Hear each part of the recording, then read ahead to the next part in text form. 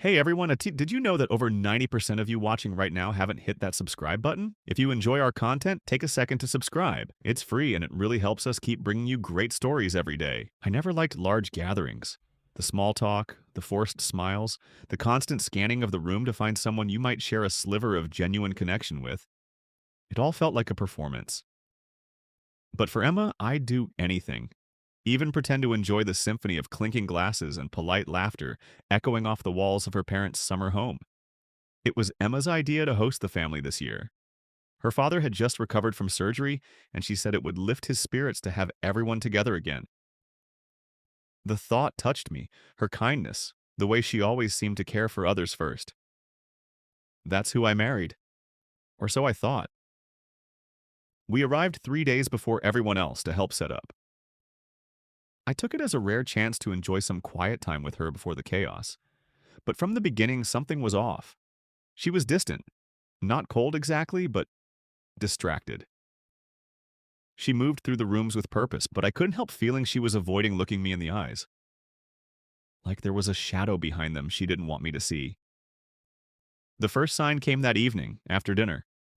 I was rinsing dishes, the window open in front of me, letting in the cool scent of pine and distant lake water. I heard her laughter float in from the porch. Sharp, sudden, different. I looked out and saw her seated next to Mark. Mark was her cousin's friend, someone I had met briefly at a holiday event last year. Tall with that easy charm people either envy or distrust. He was visiting for the weekend. When I asked Emma about him earlier, she said he was just tagging along, no big deal. From the window, I watched the way she leaned in slightly as he whispered something. The kind of body language you can only recognize when it's someone you've memorized over years. Her eyes lit up.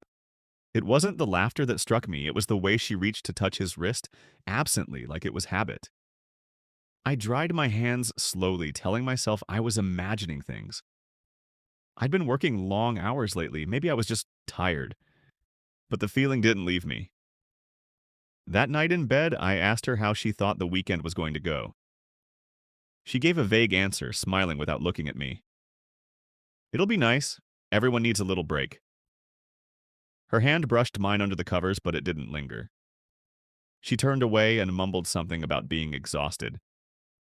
The next day, people started arriving. Emma's sister, her husband, and their two noisy kids, her aunt from Vermont, and then more cousins, more noise. The house filled quickly.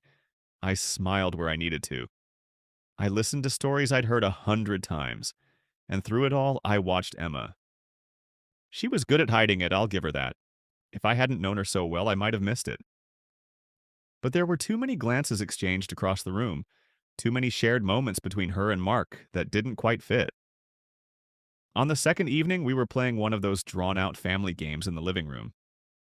It was lighthearted chaos with people shouting out answers, children climbing onto laps, wine flowing too freely.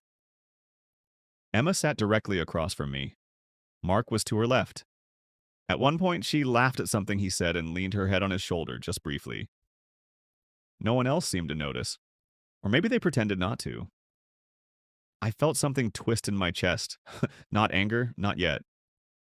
More like disappointment's quieter cousin.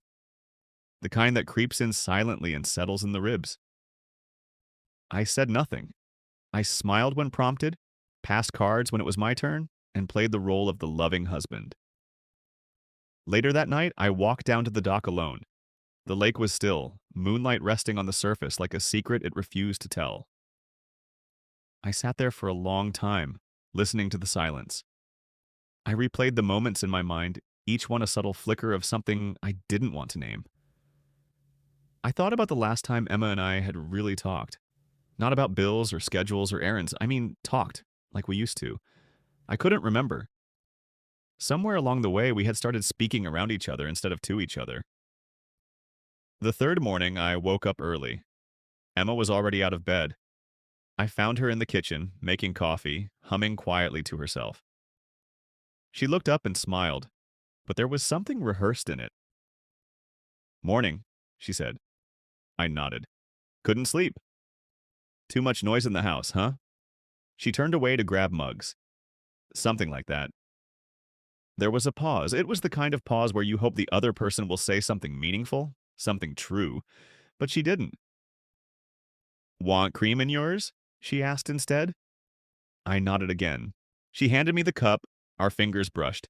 Hers were colder than I expected. By the time breakfast was done, the house was buzzing with plans. Emma suggested a barbecue in the garden. Make the most of the weather, she said. Everyone agreed. I offered to grill, something I always enjoyed. It gave me something to do with my hands when I didn't know what to say. The afternoon sun was kind, not too harsh. Kids ran barefoot on the grass. Plates piled up with food. Bottles clinked. Laughter again. The air was thick with smoke and sweetness. And then it happened. I wish I could say it was some dramatic explosion. But it wasn't. It was went quiet. Too quiet. I had just turned over a set of burgers when I heard Emma's laugh. Familiar now, tinged with something that didn't belong to me anymore. I turned and saw her by the garden bench, leaning into Mark's ear, whispering. His hand rested on her lower back. My hand froze on the spatula. But it wasn't just that.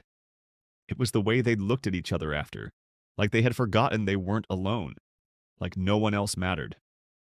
And then, as if on cue, her cousin Clara called out from behind me, her voice teasing but too loud, cutting across the warm hum of the gathering. All right, Emma, if you and Mark keep flirting like this, you'll give poor Daniel a complex. Laughter. But mine didn't come. Emma stiffened. Mark turned away quickly. People looked around, a few chuckles, some shifting glances. The kind of moment that passes if you let it. But I didn't. I set the spatula down, slowly, deliberately. I walked over, my shoes crunching softly over the gravel path. The laughter faded. Conversations died one by one, like candles snuffed out. Emma turned toward me, her smile faltering. Daniel? I raised my hand gently. Don't. Her eyes widened just a fraction, enough to tell me everything. Around us, silence settled like fog. I looked at Mark. He glanced away. I didn't shout. I didn't cry. I just stood there in front of the people who thought they knew us. And for the first time, I let myself feel the weight of the truth. Something inside me cracked. Not loud, but deep. The kind of crack you don't hear until later when you're alone and the world is quiet again. And yet, even then, I didn't want to believe it. Not fully. But I couldn't ignore it anymore. Not when the truth was standing right there, in a garden full of people holding a cup of lemonade in someone else's gaze. I didn't know how long we stood there, Emma, Mark, and I, locked in a triangle of silence while the rest of the garden party tried to pretend nothing was wrong. Somewhere behind me, the grill hissed, forgotten. Children's laughter drifted in from the edge of the lawn and felt like it belonged to a different day, a different life. Emma was the first to move. She set her lemonade on the bench with exaggerated care, as if the glass might shatter from a single misplaced sound. Daniel, she said, keeping her voice low, can we talk inside? Her composure impressed me almost as much as it hurt. I nodded once because the alternative was making a scene I wasn't ready for. We turned toward the house, stepping past confused relatives whose smiles faded as we passed. I caught Emma's sister giving me a questioning look, a half concern, half insistence, that I shrugged it all off for form's sake. I couldn't blame her. Nobody wants their family gathering to turn into a melodrama. In the kitchen, the hum of the refrigerator was suddenly deafening. Sunlight poured across the counter, gilding the crumbs from breakfast we'd never cleaned. I leaned back against the sink, arms folded, waiting. Emma closed the door behind us and took a breath, lips parted like someone about to dive into cold water. Daniel, she began, whatever you think. Please don't do that, I said. My voice sounded steadier than I felt. Don't tell me what I think. Just tell me what's true. She blinked. I watched her choose her next words with painstaking care, the way a child plucks stones from a stream to see what creatures hide beneath. Mark and I are friends, she said. Old friends. We've been talking a lot lately. Maybe I let the lines blur. Blur, I repeated, tasting the word. That's a generous term. Her fingers toyed with the hem of her shirt. I never meant for it to happen like this. I'm sorry. I waited for more, but she fell silent, holding her apology out as though it could somehow fill the widening gulf between us. "You're sorry for what exactly?" "For hurting you," she whispered. A kettle of anger rattled somewhere deep in my chest, but the lid stayed on. "And?" I prompted. Her eyes drifted toward the window over the sink. Outside, Mark's lanky silhouette crossed the lawn, heading for the dock. And for letting something start that I shouldn't have. A part of me wanted to press, to extract each sordid detail like a confession would disinfect the wound. Another part, the part that still loved her, couldn't bear to hear it. "Did it start before we got here?" I asked. She hesitated a beat too long. "We reconnected a few months ago. Online messages, mostly." The kettle rattled louder. "And you didn't think to mention that?" My voice rose, then flattened. The calm scared me more than rage would have. "It wasn't serious," she said quickly. "I thought it would fizzle out. But it didn't." She shook her head, tears flashing but refusing to fall. I stepped away from the sink, needing air. My shoulder brushed a hanging saucepan, sending it squeaking on its hook. "We'll talk later," I muttered, and left before the walls closed in. The afternoon stumbled forward on unsteady legs. People moved around me as though I'd become a piece of heavy furniture, noticed, navigated, but never directly addressed. I returned to the grill, finished cooking, plated everything with mechanical precision. When Emma emerged, her eyes were red-rimmed yet dry. She slipped into hostess mode, checking side dishes, refilling pitchers, laughing at jokes. Only I caught the stiff edges around her smile. Family gossip travels like wildfire when there's silence to feed it. By dusk, whispers clustered in corners. Something happened between Daniel and Emma. I could almost see sentences float through the warm air, drifting from ear to ear. Dinner pressed on. We ate at a long picnic table strung with fairy lights. I tasted nothing. Emma avoided sitting next to Mark, but the distance between them was only geographical. Every so often she looked his way as if confirming he was still there, still tethered to whatever promises they hadn't dared speak aloud. Emma's father made a toast to family and fresh starts. The words stung. I lifted my glass but didn't drink. Across from me, my brother-in-law caught my gaze, eyebrows raised in question. I gave a small shake of the head. Not now. When the plates were cleared, I retreated to the edge of the lawn. Fireflies blinked over the grass, their tiny lights mocking the fairy bulbs above.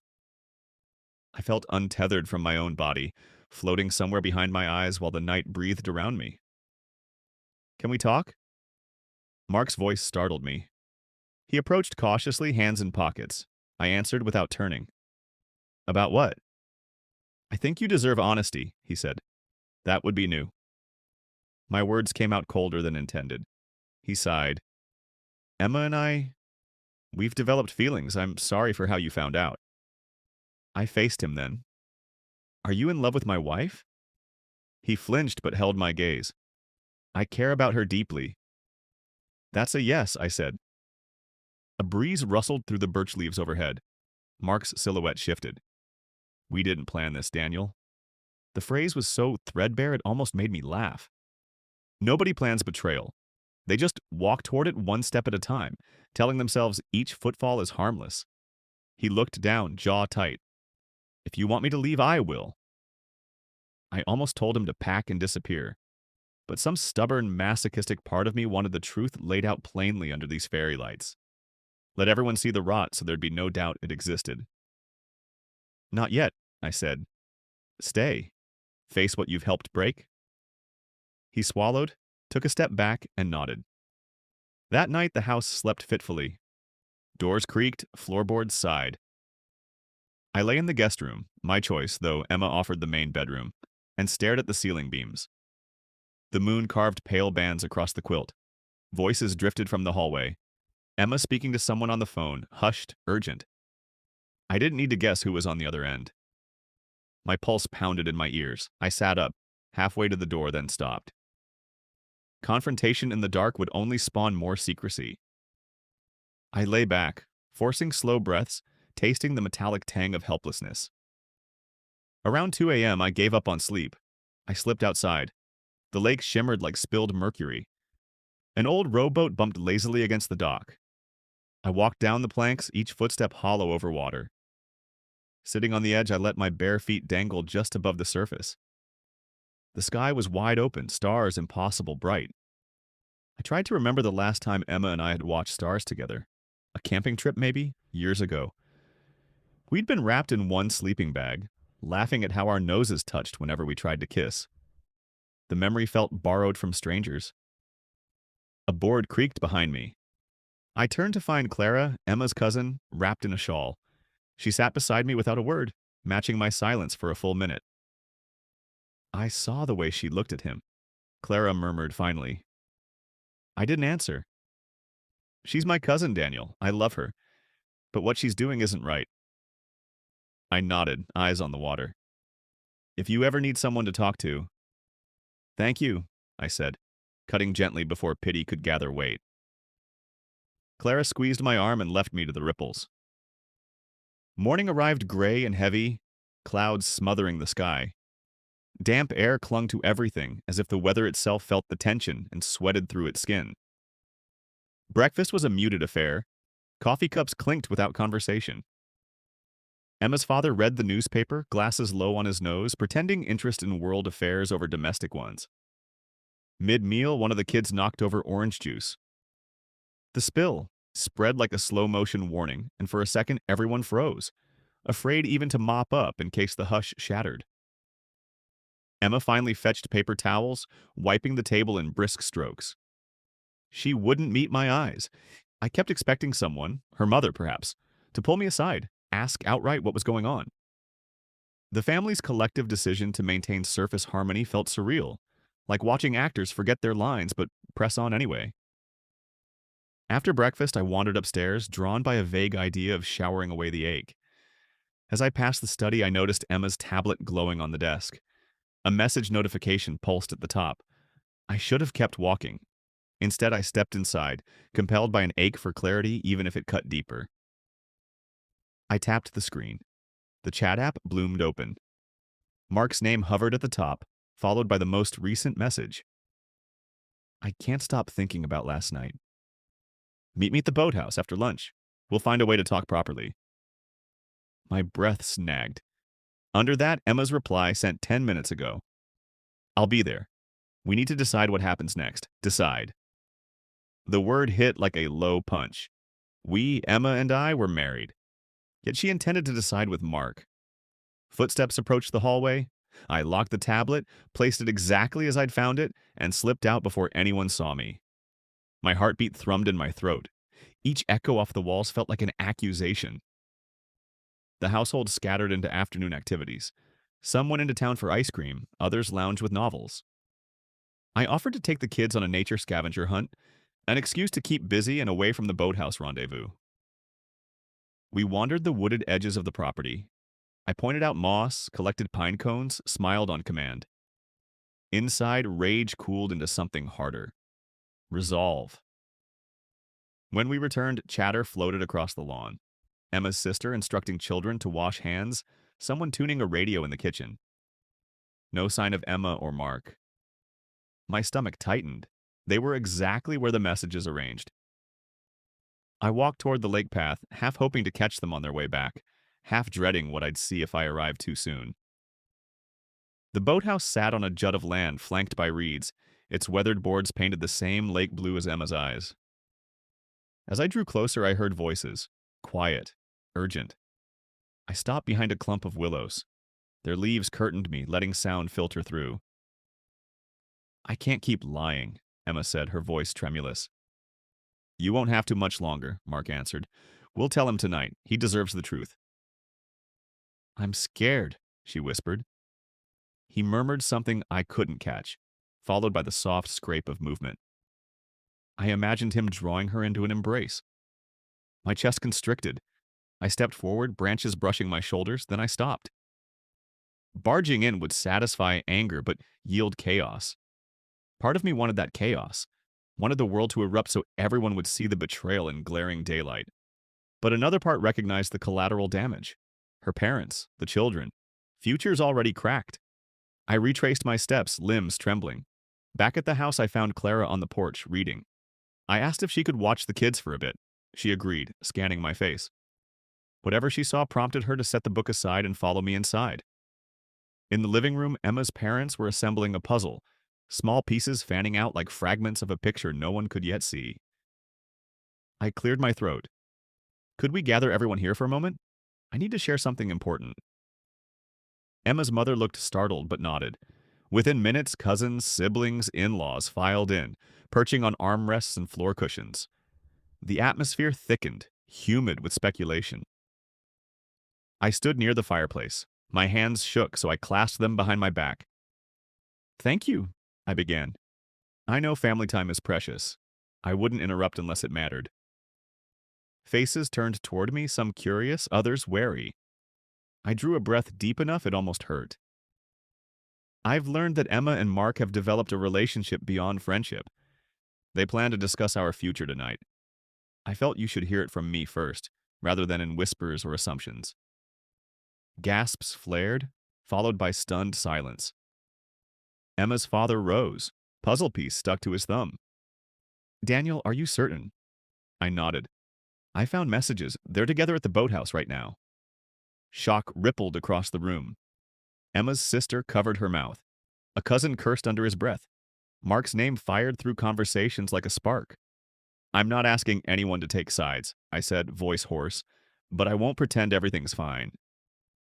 The door opened then, and as if scripted, Emma and Mark stepped inside. Their laughter died when they saw the gathered faces, the way people parted to let them view me at the hearth. Emma's eyes widened. "What's going on?" I let the silence answer. She scanned the room, reading the truth in a dozen shocked expressions before landing on me. Color drained from her cheeks. Mark shifted beside her, jaw tight.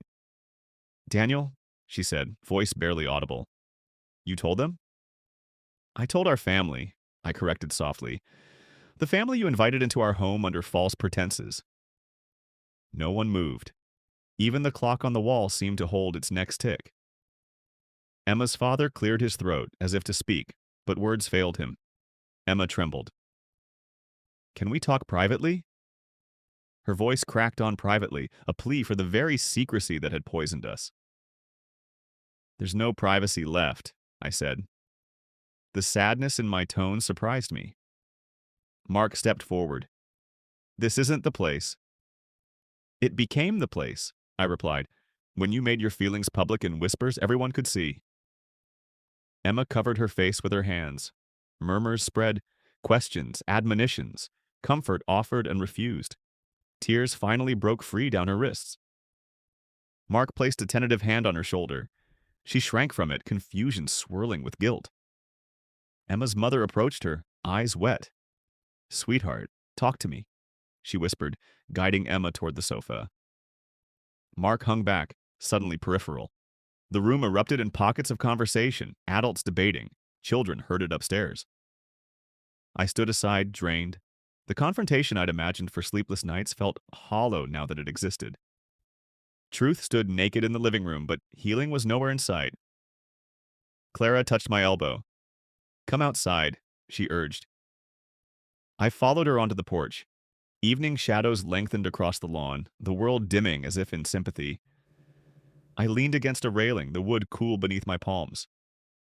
"Are you okay?" she asked. "I don't know," I admitted. She considered, then said, "Sometimes exposing a wound is the only way it can be cleaned." I managed a weary smile. "But it still hurts like hell." She nodded. "It will. For a while." Behind us, voices rose and fell. Emma's, her mother's, Mark's. The house felt like a hive struck open, bees swarming in search of order. I breathed the scent of lake water and lavender from the garden, clinging to small comforts that reminded me life existed beyond betrayal. Night settled fully. Porch lights flickered on. I knew the hardest conversations were still ahead, dividing histories, plans, maybe lives. But for the moment, I let the cool air wrap around me and listened to the murmurs inside, the beginning of consequences unfolding. And in that fragile quiet, I felt something unexpected, a sliver of relief. The secret was no longer mine to question or guard. It was out in the open, exposed to air and judgment, and perhaps someday forgiveness. I wasn't sure where Emma and I would go from here. I only knew the lie had finally broken, and whatever remained would have to be built on truth or left in ruins. The next morning arrived pale and gray, as if the sky itself were unsure of how to feel. I woke to the quiet hum of the house, a strange stillness, the kind that follows a storm and precedes the aftermath. The guest room felt colder than usual, though the windows were shut. For a long time, I simply lay there, watching the ceiling and listening to the faint creaks of wood, the distant hush of voices downstairs. Eventually, I got up and dressed in silence. Every movement felt intentional now, deliberate. My reflection in the mirror looked older, tired in a way I hadn't noticed before. Eyes shadowed, jaw tighter, like someone who'd spent the night arguing with himself. I found Clara in the kitchen, already brewing coffee. She looked up when I entered, offered a gentle, understanding smile. "You okay?" she asked softly, as if afraid to disturb the fragile air between us. "I don't think I know what that means anymore," I said. She handed me a mug. "It means, are you standing, breathing, functioning? If the answer is yes, you're doing okay for now." I nodded, taking the mug. The warmth was welcome. Others trickled in slowly. Emma's sister, her husband, a couple of cousins. No one mentioned the night before. The children had been shielded from the drama, and their laughter echoed faintly from upstairs. I envied their innocence, their oblivion. The adults, however, moved carefully, speaking in low tones, as if every word might fracture the room. Emma didn't come down for breakfast. Neither did Mark. I wasn't surprised. By mid-morning, the gathering had begun to unravel. People made excuses to leave early, an appointment they forgot, a work call they couldn't reschedule. Bags were packed quickly, hugs were briefer, and eyes avoided mine. Some offered small gestures of support, an arm squeeze, a murmured, "We're here if you need anything." It felt genuine, but also like a way to step away without choosing sides. Clara was the last to linger. She helped me clear the dishes, drying plates while I scrubbed. We worked in silence until she finally said, "What now?" I paused, the sponge in my hand dripping suds into the sink. "I honestly don't know. Are you going to stay?" "For today," I said. "Beyond that, I haven't decided." She nodded, and we left it at that. I found Emma in the garden around noon. She was kneeling by the lavender beds, pruning shears in hand, her hair tied back, dirt smudging her jeans. She looked like she had on the first day I met her, focused, serene, as if the world was simpler when reduced to plants and soil. I stood there for a moment before she noticed me. When she finally looked up, her eyes were tired but not red. "They're all gone?" she asked. "Almost," I said. "Just Clara left." Emma wiped her hands on her pants, then stood. I didn't expect it to happen like that. "No," I said quietly. "I don't imagine anyone plans to unravel in front of their entire family." She winced but didn't argue. We stood there in silence, the breeze rustling the lavender. A bee drifted lazily between blooms, oblivious to human drama. "I need to know," I said finally. "Was there ever a moment you thought about telling me the truth before I found out?" Her expression flickered. "There were many moments," she said, almost in a whisper. I just, I didn't know how. I kept hoping it would go away, that I'd wake up and feel differently." "And did you?" I asked. "No," she said, after a pause that seemed to stretch for miles. "It only got harder to pretend." I nodded slowly. "Do you love him?" She hesitated again. "I don't know," she admitted. "I thought I did. But now, I don't even know what that word means anymore." I felt like I was watching her from a distance, like she was framed in a memory I didn't recognize. "Do you love me?" I asked, quieter now. Her lip trembled. "Part of me will always love you, Daniel, but maybe not in the way you deserve." That hurt more than if she'd said no. I exhaled. "I think we both deserve more than a part." She nodded, tears finally slipping free. There were no raised voices, no pleading. Just two people standing in a garden, acknowledging the quiet wreckage of something they had once built with love and intention. I spent the rest of the day packing slowly, sorting through our things with mechanical detachment. Each drawer held a memory, some sweet, others mundane, and a few that twisted the knife. I didn't take everything, just what I needed, what was clearly mine. The rest, I left with a note. We'll figure the rest out later. For now, space is probably the kindest thing we can give each other. Mark was nowhere to be seen. I assumed he was giving Emma distance or perhaps had slipped away already. I didn't ask. I didn't care. Before I left, I walked down to the lake one last time. The water was still, mirroring the gray sky above. I sat on the dock and tried to let it all settle. The grief, the betrayal, the uncertainty of what came next. I thought about the first time Emma and I had come here together. We'd been dating less than a year. She wore a floppy hat and made fun of my terrible rowing. We'd laughed so much that day. It felt like the beginning of forever. But forever isn't promised. It's built or broken, one choice at a time. As I stood to leave, I whispered a quiet goodbye to the lake, the house, the life I thought I had. I didn't know where I was headed, but I knew I couldn't stay in the ruins of something that wasn't honest. The weeks that followed were difficult in ways I hadn't anticipated. I moved into a small apartment in the city, sparse but clean. The kind of place where you don't unpack everything right away, just in case. I kept busy, too busy. Work filled most hours. Friends reached out. Some stopped by. I didn't always answer the door.